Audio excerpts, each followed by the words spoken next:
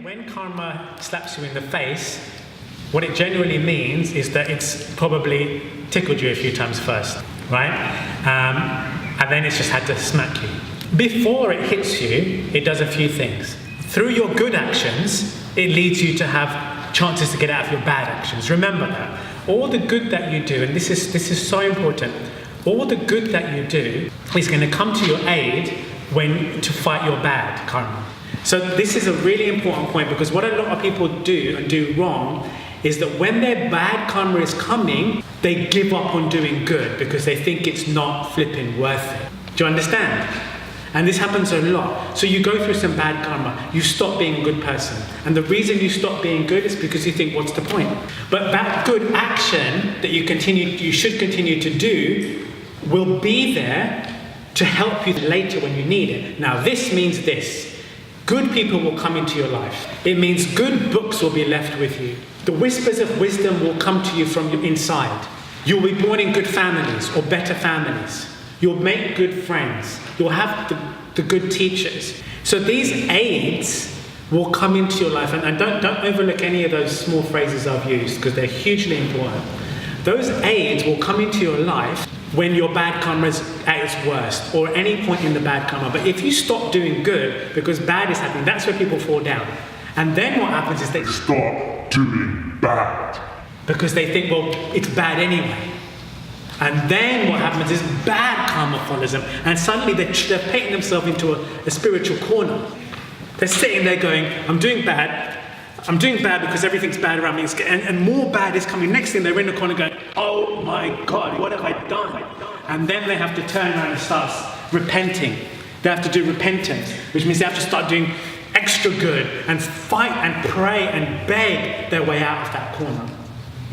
Yeah? And trust me, this is why these people that we say end up evil, dark people, is because they've painted themselves into a corner. And they've made things bad for themselves by continuing to do bad when bad is happening. When bad is happening, you've got to do more good, because you've got to bring good to you. And it seems illogical, because you think, well, why should I? But you must continue. Must continue. In spite of all things that happen in your life, stick by your character. Do you. Be yourself. Because yourself is going to save you. Don't adjust. Just because other people can't see doesn't mean you close your eyes too. Patience will afford you wisdom. Before you react, stop and look at what you're about to do, because every action you make is going to be a consequence. So you might think, right, the action back is that, right? You shout back, scream back, punch back. Now what you've got to deal with is the karma of that as well. So as well as one thing you didn't like, and then you reacted badly, now you've got to deal with that too. So where are you going to go in your life? Where are you going to end up? On the head. Patience, stop. And think about what you're about to do. Patience, then wisdom. So patience, you stop. You do not react. Do not react unless you're calm. Do not react unless you're calm. Unless your nervous system is still, don't say a word. Until you can feel your stomach and your breath calm and your nervous system still, don't speak. Wait. And don't do that in a rude way either. Just say to people, it's going to be calm, quiet, or can I come back to you later on this? And then calm down. Because everything that's going to come out of your mouth is going to be accounted for by the universe. So that's more arrows at you. Stay calm. And then when what you give back, you might even be able to do a good karma back against the bad karma. A bad action done to you might give a good reaction back. And then that's helping you to come into a positive space. But every reaction that you flippantly give, be careful of those things. I always tell people that you are under no obligation to react to anything. Listen to me, you're under no obligation to react to anything. One of the biggest problems that we have in this world is reactivity. We're very reaction-based. And it's because the world makes us like that. It makes us really hyper and very on edge. So if someone does something, we split the first bit of nonsense that we have in our brain and we just throw it out. And then suddenly you're accountable for that. That's why don't react. Because your reactions and your actions are going to be counted. So patience, patience, patience. Don't react, be calm. When you react, remember the law of the universe, and everything that's totted up to make you what you are today, and the experience that you're going through today is going to be recorded and will come back to you at some point to continue your next experience. When you're born in this life, every single one of you, when you're born, it's the sum total of all your previous lives. So if you want to know what happened in your past lives, look at who you are today. If you want to know what happened in your last lives, look at where your life is. Look at where you started. Look what was there when you began. Look at the skills you have.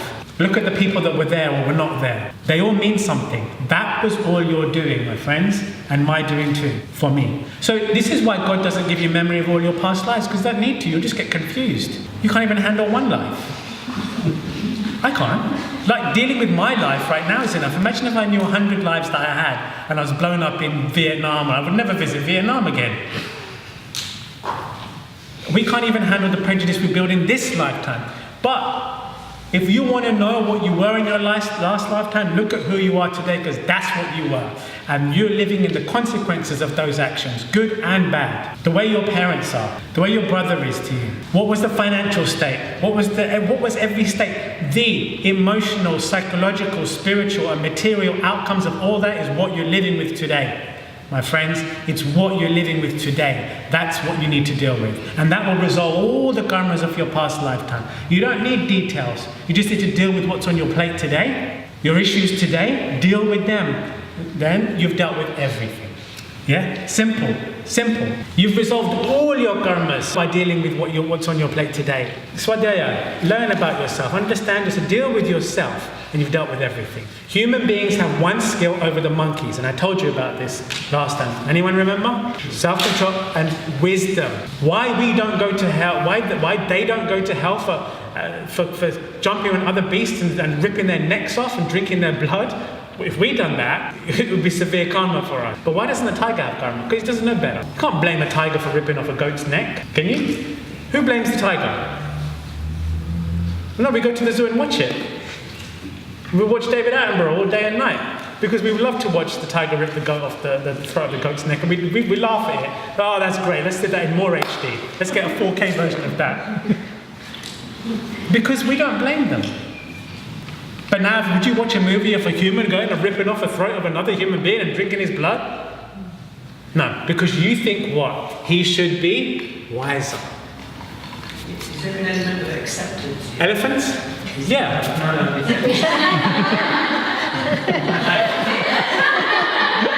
Sorry. Element. No, I need to improve my hearing. Sorry, it's my hearing. Is there an element of... Go ahead. Is there an element of acceptance of this though? Because I presume people are constantly thinking why and whatever it is they are bothered about. But what you said was a great word, and I love the word acceptance. Really important, because now he's talking about not building up karma based on the fact that you're getting frustrated with yourself and therefore returning back to previous actions and acting negatively. Now, self-love is a big part of that. Your journey that you're taking will take time, and you're going to screw up a lot along the way. You have to love. Your first child is you. Here's the thing. You want to have a baby in your life, forget about it. If you can't take care of yourself and your own crying, how are you going to look after a child or a teenager? Well, a child and a teenager and a growing thing is going to have so many mistakes as it grows. What are you going to do to it? What would one do to it? You'd say, first you might think, oh, I wish they'd done better, but what you'd say is, it's okay, take your time, right? I love you anyway, correct? Do that to yourself. Do that to yourself. Simple. Otherwise, never have a child, because you'll make their life a misery. 1 second. It's called nurturing. It's called nurturing. So we have to nurture ourselves through these moments. Through our growth, through our development, through our career, through all the things we do, we have to nurture ourselves. So you have to love yourself. You have to look at yourself and know how much you're trying. You have to forgive yourself if you don't get it right. You have to realize that material outcomes have got nothing to do with life. It's all about consciousness outcomes. Your successes are thought trophies. The only trophy you'll ever take with you when you leave this world is a thought trophy. It's a realization. Realizations matter. Nothing matters. Material things you're going to drop in a hot second as soon as you leave it. And then you'll think, shit, I've got no realizations. And that's what I needed to get into a better place. I've got loads of gold, I've got a great job, but I know shit all about life. And you're going to go to the gates of heaven and God's going to go, so what have you got for me? You're like, nothing. I've got tissues. And he'll say, you're finally coming.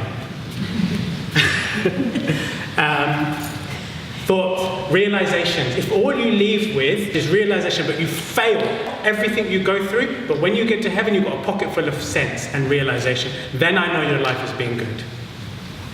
Look at the inverse, throw the inverse at it, challenge it. So what I'm saying to you, whatever happens in my life, nothing, I don't care what comes and goes with me. All I care is I know, is I've got knowledge and I've got wisdom and I've got a big heart and I'm living it every day, and no matter what comes, I'll be that way. That's my nature. Because nothing else is going to matter. And wisdom will give you the acceptance. If you think, okay, I didn't get that, or I didn't get that, I haven't reached that, but you know what, I'm a good guy. If you know that, and you love yourself enough, and you can make your actions based on being a good guy, that's what that matters. You're trying to learn, you're trying to be good, all the things you learn in yoga, you put into action. That's what matters. That's what yoga is teaching you. Why do you think yogis weren't always the richest people, or the most successful in their job, or the most children, and all this? Why were the greatest yogis not always those? I mean, you had like Krishna who had a kingdom, and some, but also many that were just renunciants, like Buddha and Christ. But it's not about success in the world. It's about success in here. Do your best in the world, get as far as you can. But it's about here. Realization, self-realization. That's why Yogananda's group is called, Yogananda, my group is called Self-Realization Fellowship.